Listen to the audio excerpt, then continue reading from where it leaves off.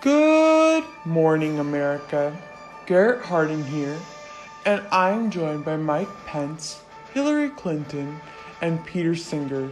And today, we are going to discuss whether the federal government should put heavier taxes on the wealthy and use those taxes for programs that support the less fortunate. Let's hear from Mr. Pence first. The old, broken system in which President Obama used to increase unfair taxes on aspiring businesses and family has led this nation towards economic decline. By raising taxes on those who aspire towards great economic success, that means running this nation's powerful economy into the ground. President Trump has vowed to cut these taxes, and the results are clear. Businesses have created millions of more jobs for Americans, and the economy has been surging more than it has ever before. Increasing taxes prevents the nation's economy to progress, and it is a top priority to protect businesses and to reward working American families. President Obama has made our economy stagnant for the last 8 years, trying to use the taxpayers' money for terrible and inefficient programs like Obamacare. Obamacare has ruined the nation's economy by taking money away from American families for mere medical aid. What a nation needs is not services like affordable medical aid and free financial services, but economic protection and less pressure from increasing taxes. The prosperity of a nation is not determined by its aid for the less fortunate, but for the protection of its growing economy. Our emphasis must not be helping those that are in need, because it is their job to earn money for themselves. Federal support must be on those who worked hard to earn their pay and to continue supporting them. President Trump has made the largest tax cuts in his history, allowing this economy to be prospering more than it has ever before. With President Trump in the White House and with the power of God's help, we will continue to cut these taxes and make America prosper once again.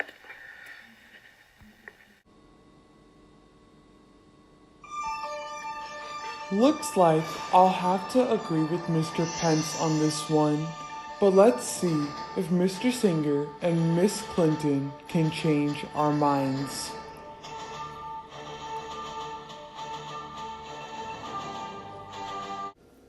While Mr. Pence brought up some valid arguments, I cannot agree with him. I'm here to tell you that raising taxes for the rich is necessary. There are so many in our country that can barely afford to put food on the table, while others live unnecessarily lavish lifestyles. As people, it is our job to help those around us to ensure the prosperity of our country. If we let the poor fend for themselves, we let our country down. Without taxes, we would have no government and we would not be able to earn our present incomes. Plus, our taxes aid the poor in this country, and that is worth doing. So let's not argue for lower taxes in view of how privileged most of us are compared to the poorest 20% of the world's people. I don't think it is unreasonable to suggest that we should be satisfied with keeping 10% of our income for good cause.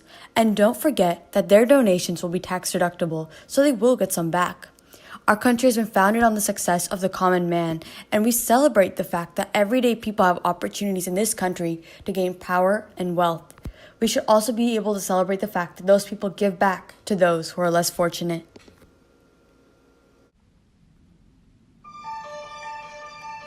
Well, Mr. Singer has made a strong argument, but I don't know if that was enough to convince me. Let's see what Miss Clinton has to say. Thank you for giving me the opportunity to speak here today. I have to tell you, I am thrilled to be here for a number of reasons.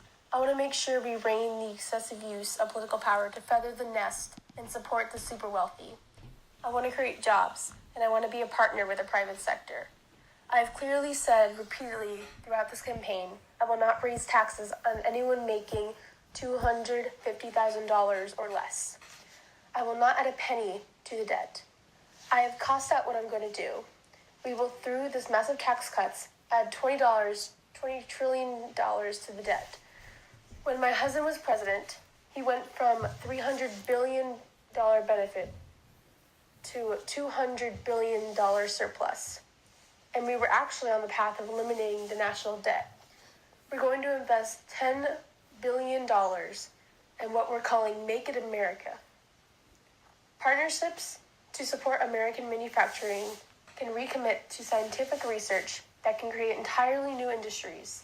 It is essential that all our children have enough money to get higher education to get the skills they will need in future jobs. It's not right that Donald Trump can ignore his debts, but students and families who have low-income homes can't finance theirs. When President Obama came into office, he inherited the worst economic disaster since the Great Depression. He has cut the benefit by 2/3. So yes, one of the ways you can go after the debt, one of the ways you can create jobs is by investing in people. I want to strongly push small businesses and entrepreneurs who have a chance of expanding their company. That's the kind of approach that will work. Alright, folks, that's it for today, but we want to know what you have to say.